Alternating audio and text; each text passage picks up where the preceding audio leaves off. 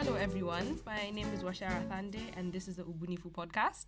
Thank you so much for tuning in. Today I have a very special guest. Her name is Wairimu Nduba. Is that how you pronounce your name? Yes, it is. You got it right. Yeah, because I know you usually want people to pronounce it. Well, you don't want me to pronounce it the Kikuyu way because you have such high standards for me. No, but friend, can we just actually take a minute to say that your Kikuyu, you need to give yourself props for your Kikuyu. Bro, okay, I'll give myself props. Yes. Okay, so yeah, her name is Wairimu Nduba. She is an amazing person that I've known since I was probably 12 years old. It's been a long time. It's actually been a very long time. But yeah, do you mind introducing yourself and letting us know what you do, who you are, where you come from? Okay, not all those things, but let me even speak Kikuyu here. Waje kuga kure umete bare yaku na mboherega, all those things. Okay, let's start. Let's see if I got this. Wow, tongue do not fail me. Jetako Wairimu Nduba, demojiro, kumabare agadero nyobaya wajao, and we will. The Kikuyu finishes there. I shall continue the rest in English. I am a human being, living and based in Nairobi, Kenya. As of Nairobi. Right now. Nairobi. And guess what? She's living and prospering in that Nairobi. We're trying. Nekogeria, please. One day at a time. Yes, and one of the things that I do is that I run an Instagram platform called Wer Jokenya that shares snippets of Kenyan music history. And so yeah, that's one of my many interests. I would say that I'm an overall creative. Hey, tell me about it. Yeah. So that's me. Awesome. Thank you so much for that intro. So the one question I'm going to ask is, as a creative, why did you start Wer Jokenya? Okay, so sorry, I didn't introduce Wer Jokenya that nicely, but basically, as she said, Wer Jokenya is an Instagram page that she started that shares and archives Kenya's Kenya's musical history. So you archive history through music. And the reason why I find that so profound is because she's creating a narrative for history that's very unique. Who would have thought that you could archive a country's history through music? But this girl is doing it, and she's doing it so well. So tell us, what is Wer Jokenya? What's the idea behind it? Because I know it's your brainchild. Tell us. Yes, it's my baby. So I think, to kind of give a backstory to how it began, it started off when I joined university. So I did my university education here in Kenya at Daystar University.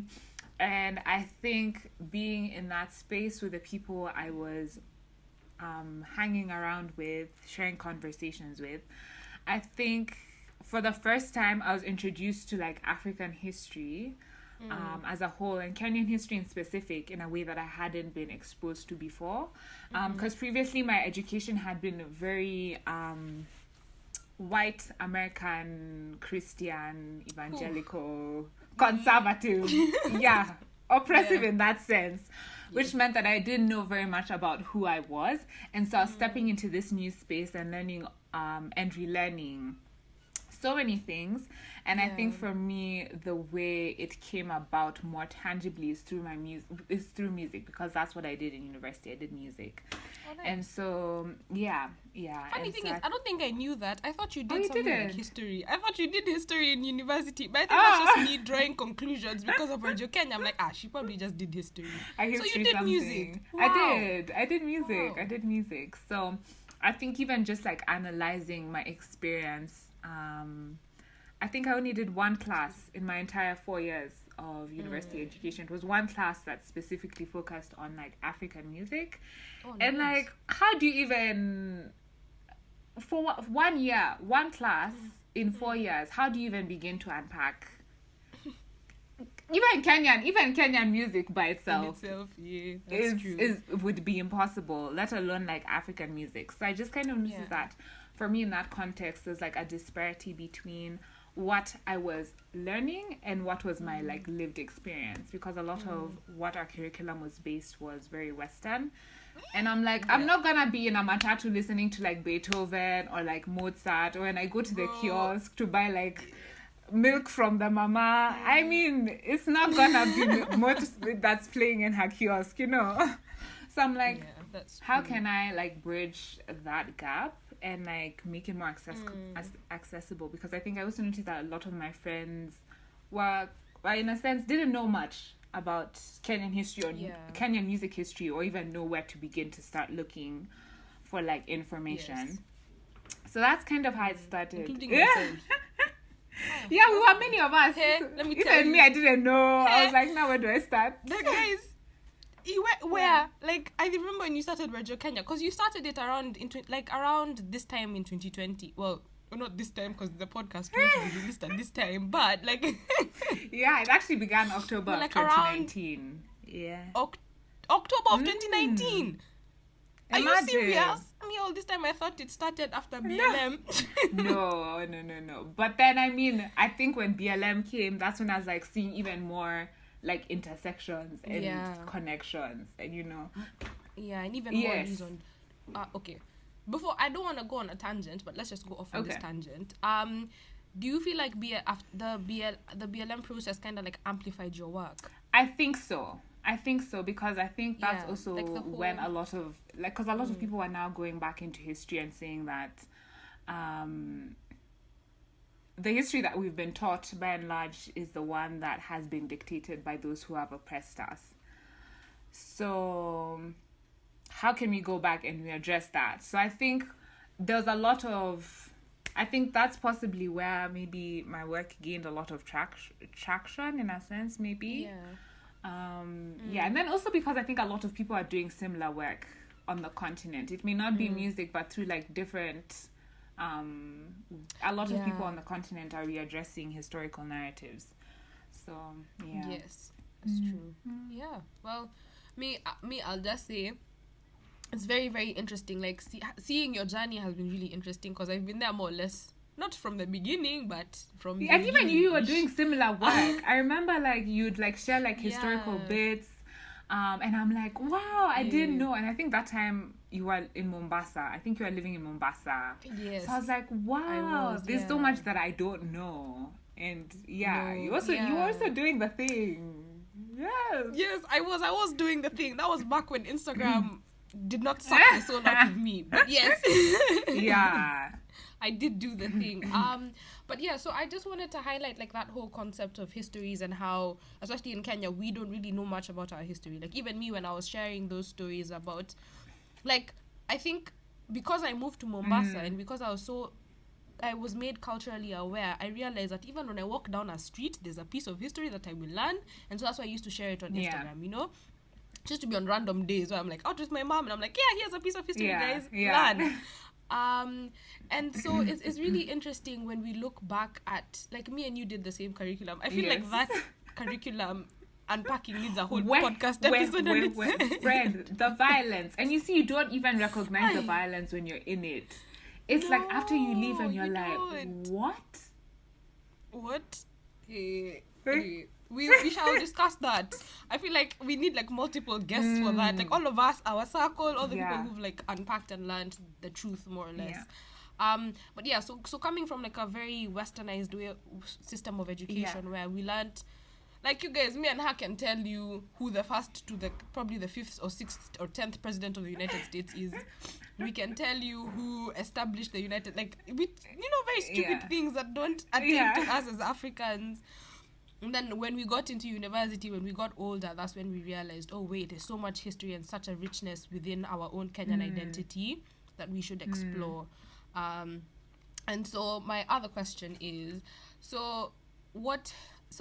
okay, you've already told us how you got into your work as like archiving. You said it was through one of the courses you did at university. So my question is, why did you do music? And second, why did you decide to archive history through music? or archive musical history. That's Those true. two, because I feel like it's both ways. It's both ways. There's like the history to music and then the music to history. Tell us. So I think for me, growing up, my mom was always very deliberate about having us do extracurricular activities. And so, Yes.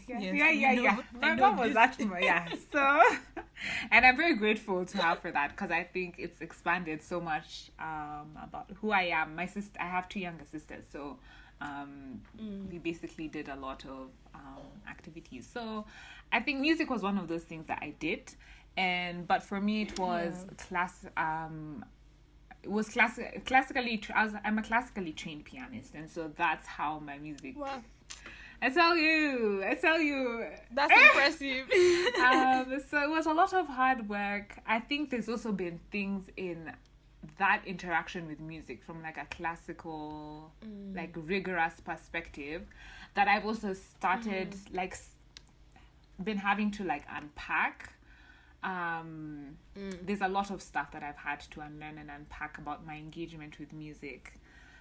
Which we can get into maybe at another date Later. or whatever it was. But that's why music, I think music by and large came easy to me. I enjoyed it. And so after I finished high school, I think I took about a year and a half, 2 years off just to figure out what I wanted to do in university. And so I think during that time I was teaching music just as a form of income, also because I enjoyed it, and I was like, why not pass on the skills that I have to other children? And so and let me just jut in here and say, mind you, those skills were top notch. Oy. Because of the nature of the way we did our school, like our education, when we did extracurricular things, I feel like we put in so much effort that we were excellent to the T. So I can imagine you as a musical teacher, you did know a lot. Like you understood your music, you understood how to read sheet music, how it's composed, and all. I have a question. Sorry, this is another Let's tangent. go. But did you do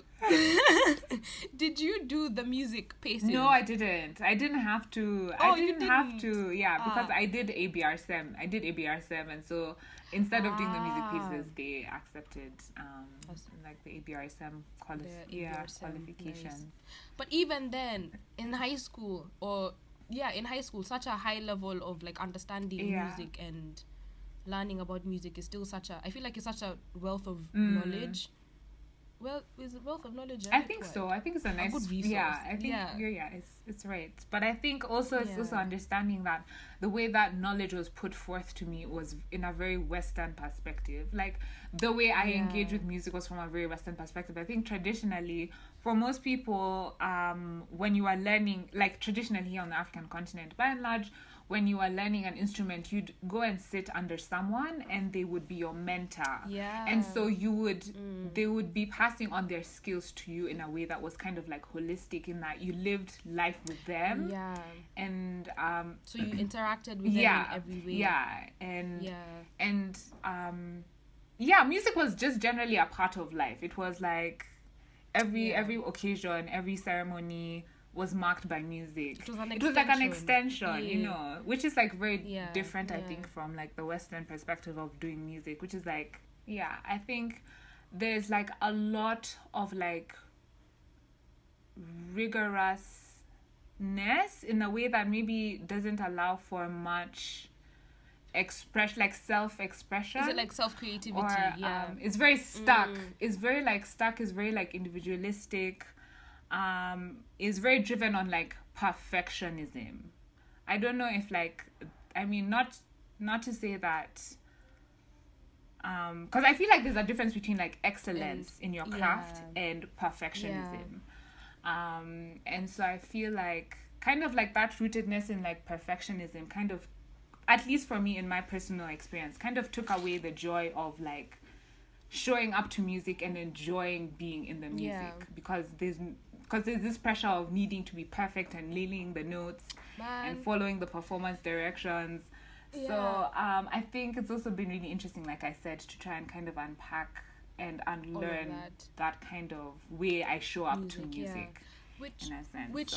Which makes me wonder, like, I feel like that stifles your creativity, like, because okay, with the very little knowledge I know about Western music, please don't at me, but I'm not saying you, everyone else is gonna listen to this episode. But like, from what you've explained, how it's very individualistic, it's very like they seek perfection.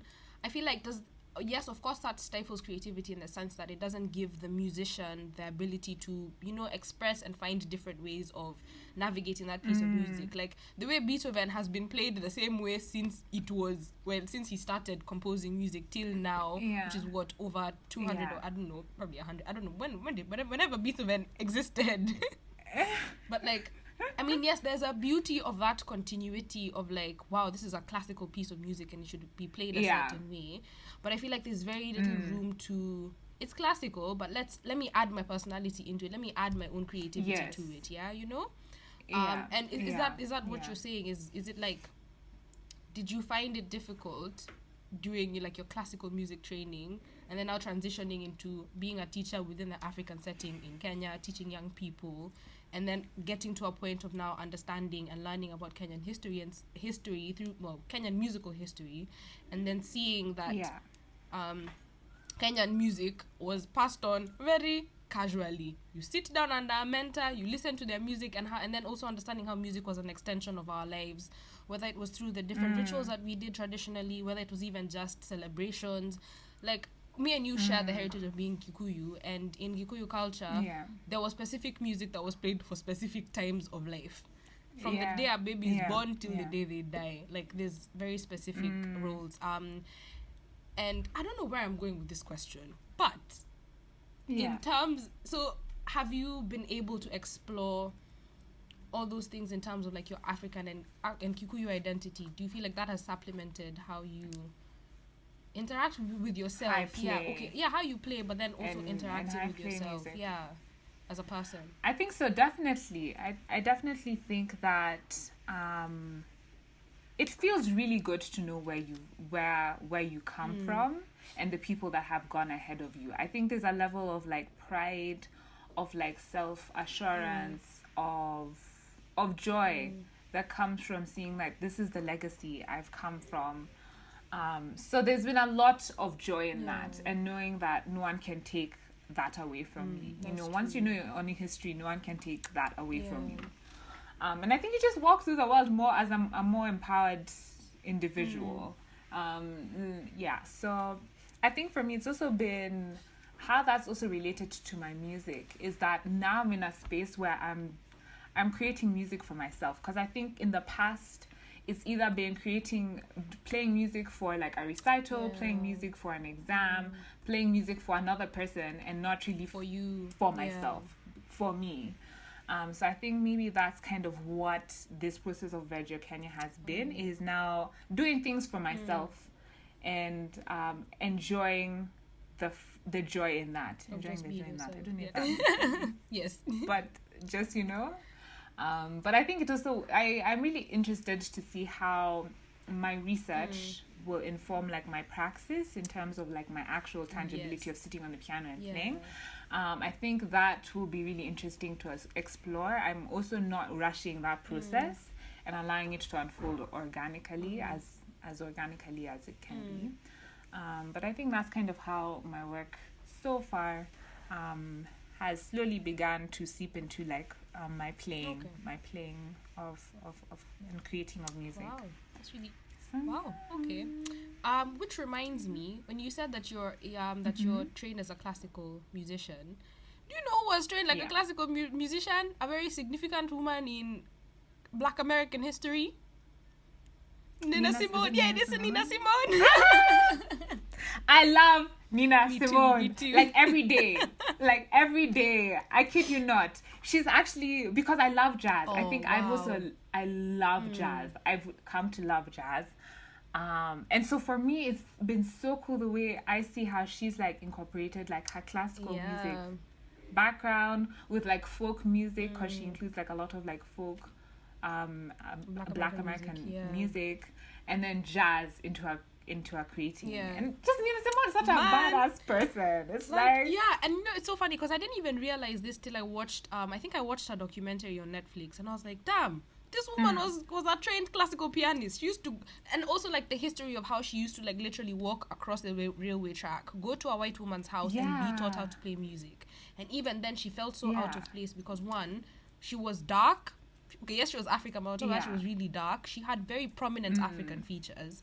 And she just didn't feel like she belonged. She didn't belong in the white space. She didn't belong in the black space because she was basically, I don't want to use this word, but I'm going to be like Dr. Umar over here, but she was a coon. In terms of her creativity. Like, her creativity was molded into a white, into the white standard.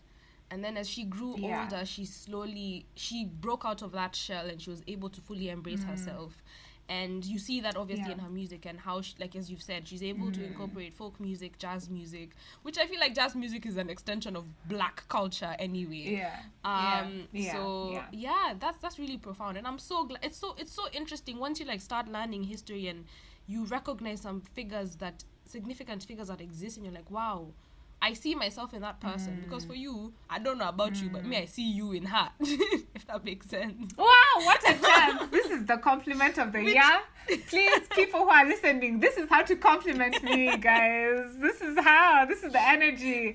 Thank you so much, because I deeply admire Nina Simone. Oh, I'm so glad. But it's so true, because not only like how you express like your research and history on Wer Jokenya, but then also the things you do with your hair. Wairimu, please. I love you so much. I honestly wish, like, I've been seeing your Jwere series on like the hairstyle on Twitter, and I'm just like, this girl. And the thing is, you take the fullness of the African identity, because okay, not gonna lie, Kikuyu culture doesn't have much you can do with hair. It's just either you cut it off or but like how you explored the continent and the different types of ways hair do you mind explaining that relationship between hair and your music? I feel like there's no relationship, but there could be a relationship. Let's make it happen. There is a relationship, because first and foremost, I think one of my favorite quotes, Nina Simone sings it in her song, or she uses it in an opening monologue in one of her songs called Sunday in Savannah. And then I think even Lauryn Hill has a song with these words: everything is everything. And I think for me, my work, the more I engage with it, the more I see how it's connected. Like everything is connected. Everything is connected. So I think how I have drawn that parallel is when I'm looking at like a photo of a Kenyan musician from like the 70s. This person dressed in a certain way. They chose to style themselves in a certain way for that photograph. Like, what are the influences around that? So, I mean, yes, you're listening to the music and you're looking at the photo, but there's fashion and understanding who influenced that fashion and why did they decide, and even just asking questions of like the image that I'm seeing. Why did they decide to do their hair in that way? Just like things like that. And so I think also by and large, I've also been really interested in just like questions around like beauty and desirability, because I think growing up, I didn't see people like me on in mass media who are considered beautiful. I think the standard of beauty, the way it was put to me or shown to me, was that you had to be white with long hair. I mean, no, or you either had to be very light skinned. You know, that there's like a certain aesthetic. The aesthetic is better, that's and true. standard, of what beauty was supposed to be. And so I think for me, just like this whole process of decolonizing has also meant decolonizing what I've considered beauty to be. And so through the hairstyles, I've also been that's been part of my process of like tangibly like decolonizing and like saying, this is the way I'm engaging with my past, and I find this to be beautiful. And not only is it just like beautiful, there's so much meaning behind it. It's not just a hairstyle. It's not just there for aesthetic. No, it's not. It's not just that. So it's been a lot of fun, and I think even the conversations I've had while wearing those different hairstyles, I mean, it's opened up conversations. If I'm in the supermarket, someone will stop me randomly, or if I'm walking on the road. And it also felt nice to just talk with people, especially after coming from like COVID. 2 years of being indoors. COVID is not, indoors. Sense, It's just nice to talk with people and to interact with people in person. So I think that's where the hairstyles have stemmed from. I think by and large, I think with all my work, it's just been a process of decolonizing within myself. Be it through music, be it through beauty and adornment. Okay, so in terms of decolonizing yourself, so obviously, one thing that we've learned in this episode is once you engage with history and you interact with your past self, then you're properly able to embrace who you are. As you said before, like you've been able to embrace like your African identity, and I think that in itself is decolonizing. I feel like I'll have to do like an intro. Okay, basic decolonizing is basically unlearning the colonized ways. So it's not only like a physical thing where like we gained independence from the British Empire, but then also like the constant unlearning and relearning of philosophical, social and political ways of thinking that have been entrenched via colonialism. And as you said, one of those, a very basic example of that could be beauty standards. How you said the white aesthetic was what everybody was told to get to. Either you have to be light skin, aspire to. Thank you. Yeah. So either you had to be light skin, have long hair, I don't know, have a proper chin. Wait, no, white people don't have proper chins. But hey, you get what I'm saying. But yeah, so like, how has that process been in terms of? Well, one, I feel like your work is decolonizing musical history, Kenyan musical history, because then you're bringing to us a forefront. You're bringing to us details about music history that I feel got lost like in the 80s or like in the early 2000s. Because, well, I don't want to get into the politics of Kenyan music, but Kenyan music declined for a while and then it came back up. But there's such like from what I've seen you post, I'm like, gosh, there's such a richness of history. Me, I didn't even know. Like you talking about Fundi Konde. Me, I'm like, Kai, the last time I had Fundi Konde was like when I was probably 5 years old. Like it's a name that's been in the background of your life. Yeah. And then you bring him to the forefront, and I'm just like, what? Okay. And a bunch of other different artists that you've done. I can't name all of them because I am horrible at remembering names. But but my question is, decolonizing all of that and getting in touch with your identity, why do you think it's important, like what you're doing? Like why do you think it's important for you to first decolonize yourself and then that becoming an extension of going out to teach other people? Because Wer Jokenya is a very good resource to learn about history. So not only are you teaching yourself, but you're teaching other people. So why do you think that work is important?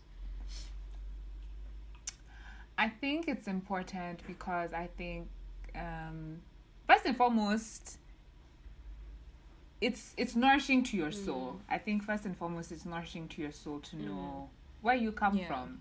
And I think, like I said, once you know where you come from, no one can tell you anything. True. No one can come at you with some nonsense. No one can trick you or like blindside you because you like you know, and so you'll be like, why are you coming at me with why this nonsense? Why are you chatting nonsense? Please. Nonsense plus ingredients. What's wrong with you? Exactly. And so I think first and foremost, that's why I think it's important. And then also I see kind of the importance of being able to okay, so I'll kind of use an example. I think I was in conversation with Tabu Osusa, who is the man behind Kettlebell Music. Kettlebell Music has been the biggest help, the biggest resource as I've been doing my research. Because they've been doing what I've been doing, but for like a longer period of time. So I want to give them their flowers because they're amazing. So when I was talking with him, he was just basically sharing like now in regards to like Nigerian music, because I mean by and large when people think of the continent and they think of music, it's like Nigerian music that stands out. And he says for them why they've been able to do so well and have their music out there is because they've built upon like a legacy. So they had like juju music and then they had Afrobeat music, which was pioneered by one of like, you know, like Fela Kuti is known. And so he built upon like his past. And then like Burna Boy comes building off and of he's Fela built Kuti. upon like Fela Kuti, who's like built on his past. So you see like there's that level of continuity. And so I think it's important also for I think as a musician to know, like, okay, this is who came before me and this is who came before them, and I can learn from them and I can incorporate what they used to create what I want to create now. I think it's just that level of continuity. I think it also helps with kind of just like that level of continuity, and just knowing that this is the legacy I carry with me and I can continue to pass on. And I feel like once you have that understanding of the legacy, then you're better able to come up with what you want for the future. I feel like a very basic thing in sociology is like you need to understand the past to interpret now and also to be able to define the future. Like that's just a basic thing. If you're a historian, if you're a sociologist, if you're a psychologist, even basic psychology, you need to understand where that person has been to be able to psychoanalyze them. You get what I'm saying? Yes. And it's such a crucial thing. And again, like we, within our African identities, because of the interruption of colonialism into our cultures, we've lost that. And I think like one really good example is what you said in the beginning about music. It was such an extension of ourselves. We didn't need to write it down. We didn't need to sit down and have books and books and books of like everything that's going on around us. It was something that was... It was transferred to us organically through how we interacted with nature, how we interacted with each other, how we interacted with our elders, our young, like learning encapsulated the whole aspect of life, if that makes sense. And so the very basic things of like where you've come from and where you're going was ingrained in you since day one. And I think that's really, really beautiful, and I'm so glad that you've been able to come to that point of realization and then share it with other people. And I just wanted to reiterate that this, you said in the beginning that not in the beginning, like a few minutes ago, that that you're learning about yourself. You're learning a lot about yourself as you're going through this process of researching about Kenyan music history. And I just wanted to say that one of the core philosophies of this podcast is Ubuntu. And you know me, I always talk about Ubuntu all the time. Any chance I get, I'll talk about it. But Ubuntu is a Southern African, Zulu word meaning I am because you are. And it encapsulates like the whole African philosophy of community, working together, comradeship, realizing that I'm nothing without other people, and realizing the interconnectedness of everything and everyone. As you said, everything is everything. Like we are so connected with everything that if you take away one thing, you may very well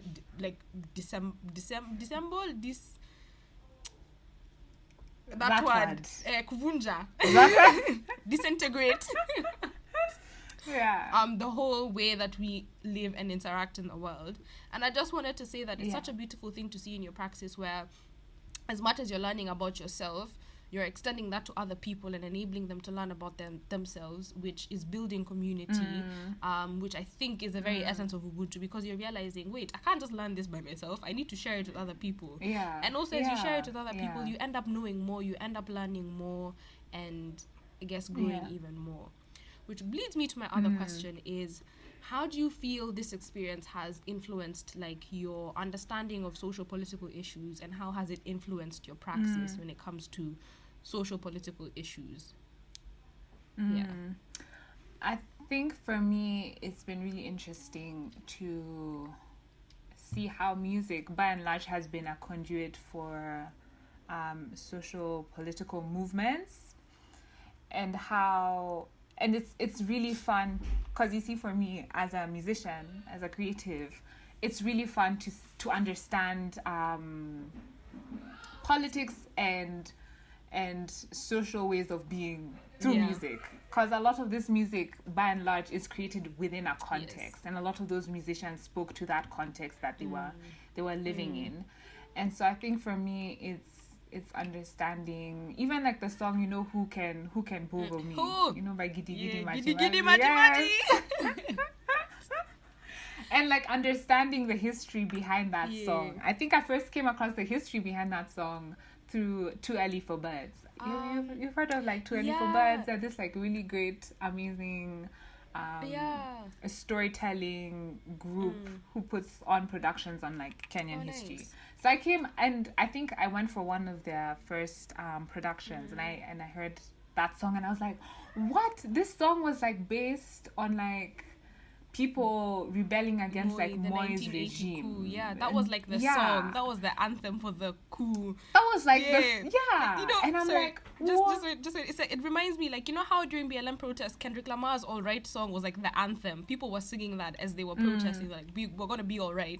Yeah, so it's kind of like the same context. It was the song. It was the song. And also when you listen to the song, it emboldens you. It gives you some boldness. You're just like, yeah, who can bolden me? Who? Exactly. And then, I mean, I remember growing up singing it when I was like, what? Like 6. Yeah.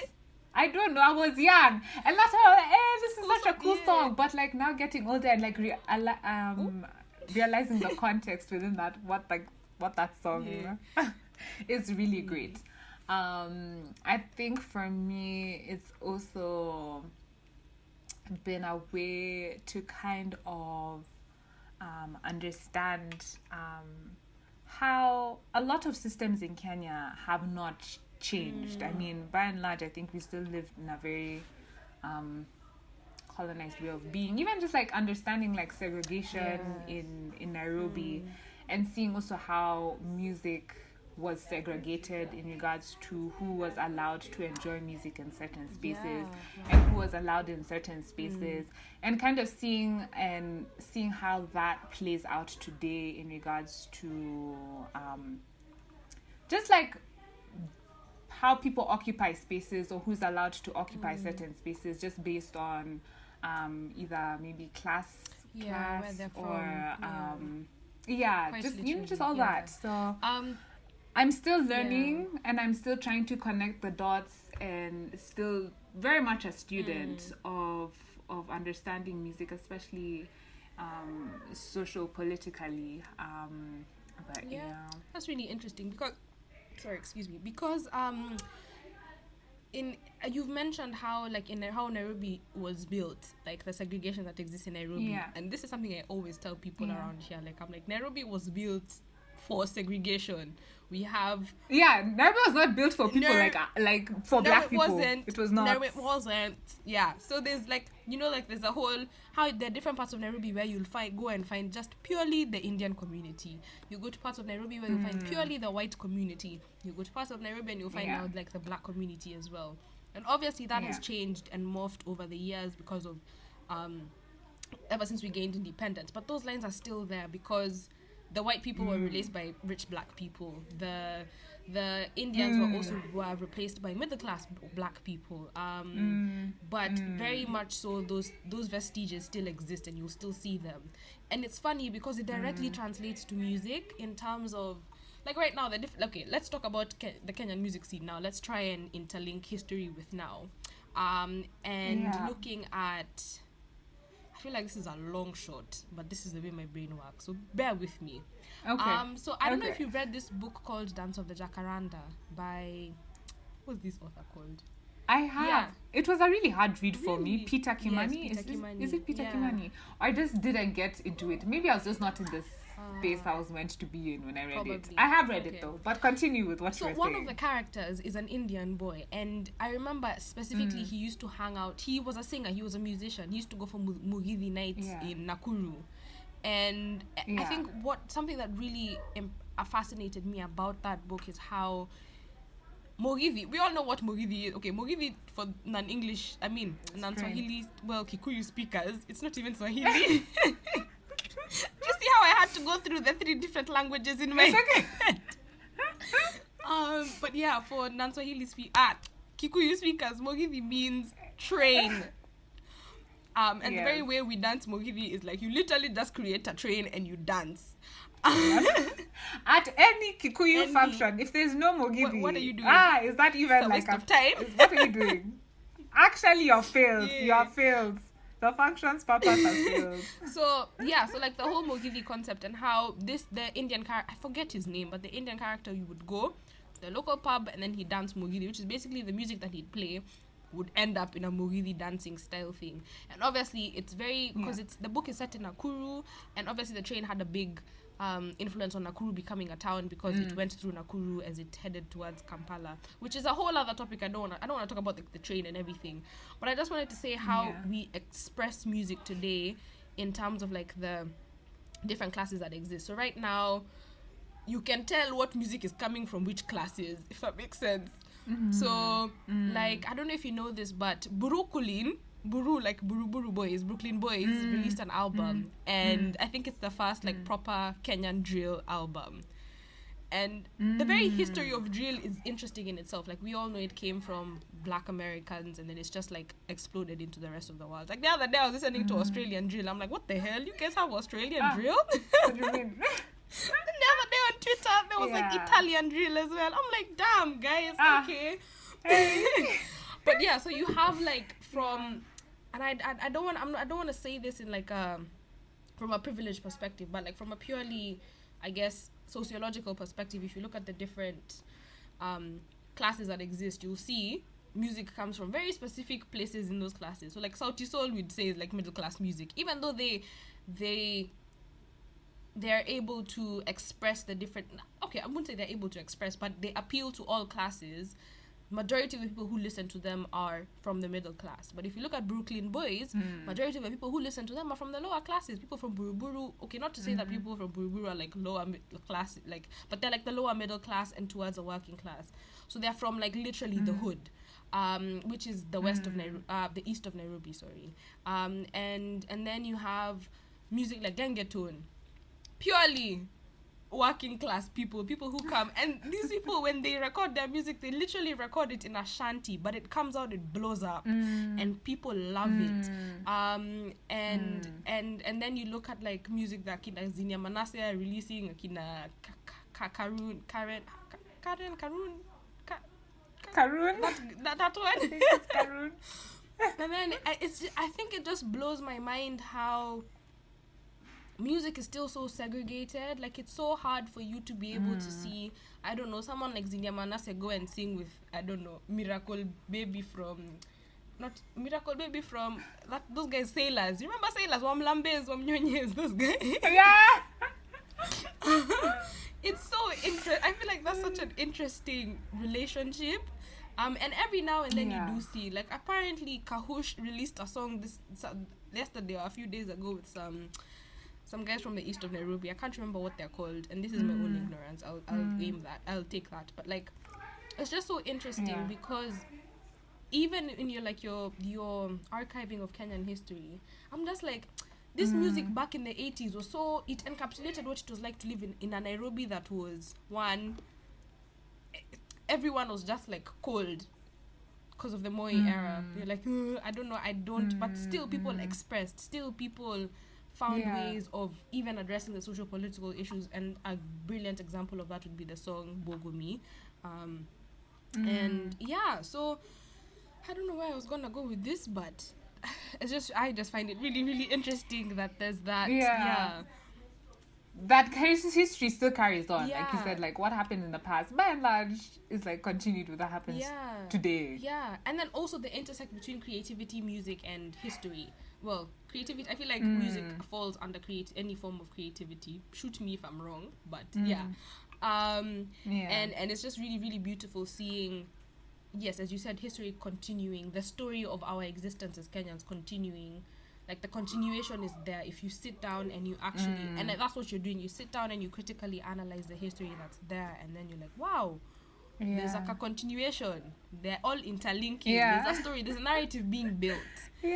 Which leads me to the question, do you feel like the type of work that you're doing will create spaces for people like, well, actually no, for you, let me just ask you, for you personally, do you feel like you'd ever end up creating music like the likes of Fela Kuti and Nina Simone, who built off of the history that existed and then created music that was not only socially conscious but also very culturally conscious, so it appeals to the masses. It's something that they can listen to feel like, hey, and that's home. Like, and that's Kenyan music. Like, yo, that's hitting the spot. You know, like right now, if you hear the saxophone on Fela Kuti, you will know that's a Fela Kuti saxophone. So like Yeah. personally for you, do you feel like your creative process will lead you to that, or where do you see yourself going? And anyway, this isn't set in stone. That can change wherever we. Yeah. So Yes. Yeah.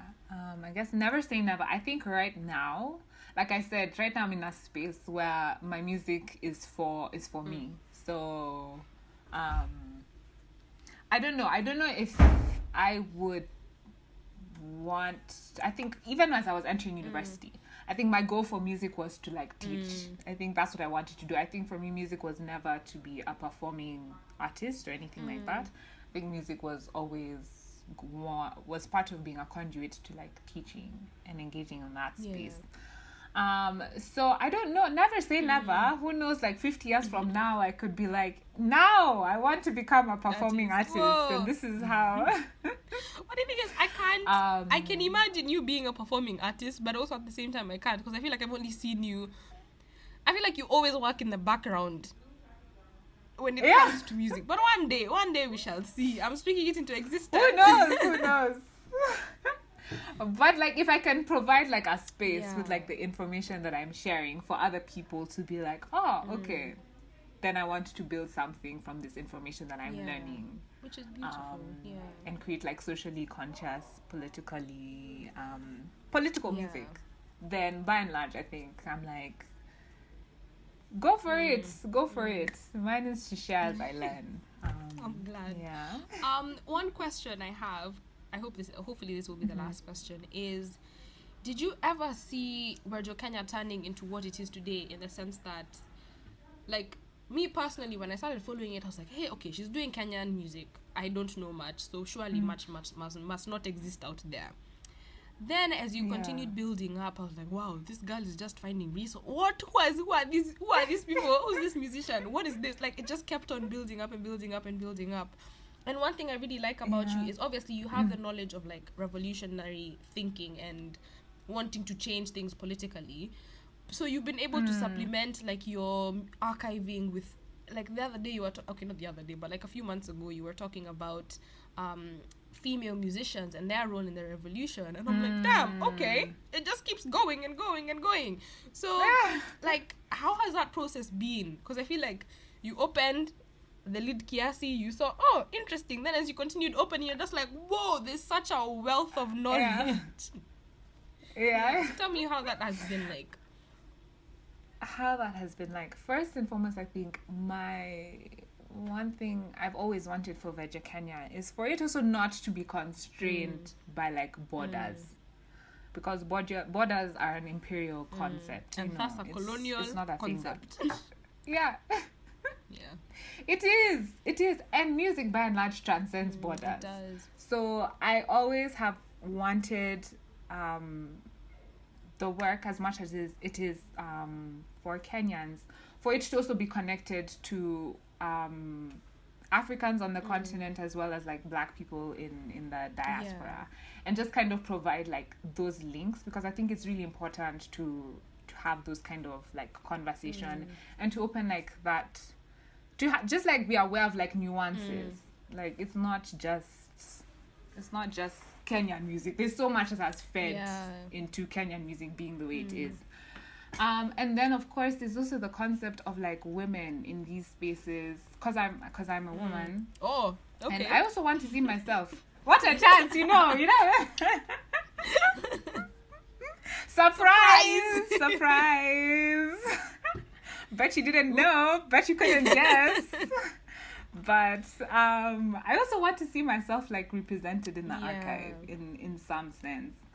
And I've noticed that there's tended to be kind of like a silence in regards to women occupying these spaces historically. So even with that like strand of research that I was doing about women whose music was revolutionary, and whose lives, the way they lived, was just basically by their own, like, they dictated for themselves what they wanted their lives to be like. It was not because they were forced. They were true to who they were, and I think that was an inspiration for me. And so I think one thing that where was even this question? What is your question again? I'm trying to like circle back to the question you asked. Okay, the question was, so where do you see yourself in terms of the work that you're doing? Yeah. Because you've opened such a plethora of different avenues to go. Yeah, so where do you see it going? Yeah, so with all these strands of research and interest, I think one thing I'm learning is to just trust the process as I go along. That's the honest answer. Okay. That's what I can tell you, because I think I would hope that my space would also become a physical space of some sort, that it would also tie into like indigenous communities who have still kept like their traditional music practices, and in a sense be able to partner with those communities and supporting them and being able to share what they're doing. I mean, even people who create traditional musical instruments, being able to highlight who those people are and being able to have people who can learn under them, just kind of like support the work that's already going through music. I think I would want my work to transcend me by and large. I would want it to like have a beautiful life on its own without it necessarily being attached to me. And so I think right now it's just about like taking one day at a time, trusting that things will become clear as I take each step forward. But yeah, just always hoping that I work with the archive with lots of love, with lots of care, with honesty. I think I've learned a lot from different people about how to interact with the archive, and care for the archive and love the archive. And yeah, I think just it being like my act of service in a sense, like your act of bringing back into the community. That's really profound. This is just another question that that's just popped up into my head. Ask. And it's about like what community have you built in the archiving process, like the history process? Because as you've said, like you're not the only one doing this work. Like I could name you a plethora of other people who are either doing it through books, through actual history. How has that process been, like building that community of like-minded people? Yeah, it's been really easy, I would say, in a sense, because I think it's easy to connect with people when your passions are aligned and you kind of have the same like focus. I would want to mention Chao Tayana. Oh, yes, Maina. The headstrong historian. Yes, such. Oh my goodness, I'm so honored to be able to call her a friend and a mentor, because I think I've learned so much from her about what it means to engage with the archive, what it means to be a woman navigating this space. And she does it with such like grace, and such tenderness. And it's been really lovely being in communion with her in that regard. Another person who I've learned a lot from is Ethel Tawe. I think her Instagram handle is Art of Ethel. I've heard of her. Art of Ethel. Yeah. She's such a brilliant individual, and so I think she's also added a lot to understanding what it means to look at images from the archive, and what it means to understand just like the history behind like photography. Is she the one who goes around taking pictures of Ethiopians? No, it's not her. No, she's not. Okay, never mind. No. Oops. Go on. But she's also really challenged me in regards to just critical thinking around images and what that's been like. I know there's Paulina of An Ode to High Life who's doing similar work to what I'm doing, but now with Ghanaian high life music.